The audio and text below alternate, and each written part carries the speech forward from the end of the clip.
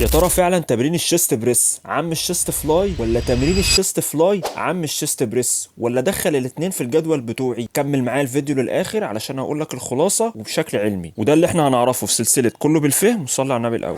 الاجابه بكل اختصار ان مفيش اي حاجه ثابته او قاعده تقول لك انك تعمل الحاجه المعينه دي، وده هيجيبنا ان في الاول من غير اي شك او نقاش ان الصدر علشان يشتغل لازم عظمه الهيومرس او الدراع بتقرب من عضله الصدر. يعني والله سواء كنت عملت الشيست بريس او الشيست فلاي كده كده عضله الصدر بتكون شغاله معاك. فده بقى هيجيبنا لاول نقطه، لو انت فعلا من الناس اللي عايزه تطور عضله التراي وبالاخص في الميديال واللاترال هيد، هيكون الشيست بريس هو طبعا اختيار كويس وهيكون فعلا عم الفلاي. تاني حاله بقى لو احنا جينا فيها، لو انت من الناس اللي عضله التراي عندها بترهق بسرعه وفيها مشكله، ايه المانع ان انا ادخل الشيست فلاي واقلل عدد المجاميع في الشيست بريس، بشرط طبعا والاهم ان مفصل الكوع ما يتنيش او يتفرد والحركه كلها تكون جايه من عظمه الدراع. اما لو انت شخص عادي ومستواك متقدم ومفيش اي مشكله، ايه المانع انك تدخل الاتنين في الجدول التدريبي بتوعك؟ بس برضو خلي بالك من حاجه، انك لازم تراعي مبدا الاوفرلاب والاندايركت فوليوم، وتعرف تحسب عدد المجاميع كويس في عضله التراي في الميديال واللاترال هيد،